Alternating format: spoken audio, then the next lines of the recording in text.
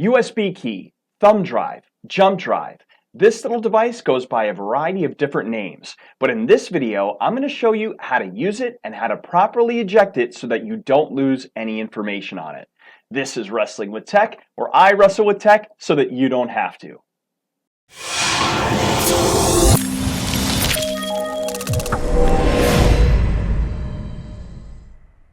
This little device comes in a variety of different shapes and sizes. So right now, I'm going to plug it into my computer using the USB port, and I'm going to show you how to transfer files back and forth, and then I'm going to show you exactly how to eject it to make sure that you don't damage this device. So let's go and plug it into my USB port.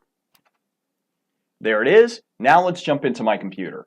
Okay, so you can see the second I plug this in, it opened up the drive. Sometimes it's going to ask you what it is that you want to do with this particular drive, so it's up to you as to what you want to do. So let me show you exactly how you can use this drive. So I have a variety of different folders that I built here. You can create your very own folder very simply by clicking on the name of your device, right-clicking, and then click New, and then type Folder. So just for this example here, we'll create a brand new folder. There it is. And I'm going to name the folder Test. And there we go. All right, so there's my test folder. Now let's say I want to transfer some of the pictures that I have from my computer into that test folder. Well, I just selected them all there. And then I just bring them in. You can see highlighted is test. And now it's transferring them over. Now, if you want to take something that's already currently on the USB drive or the flash drive, whatever you want to call it, you can do the very same thing. You can just take the document and then just drag it onto the desktop or drag it into another folder, and then you're good to go. You'll see the progress bar if it needs to. If not, it went pretty quickly there, so we're good to go. So it's really that simple to drag things back and forth.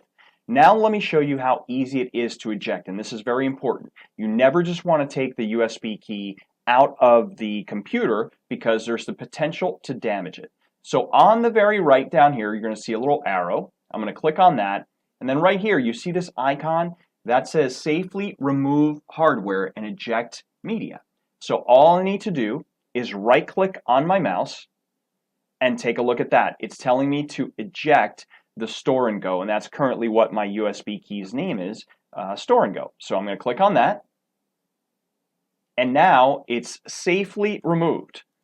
So very simply, I can just take it out of my computer right here. There it is.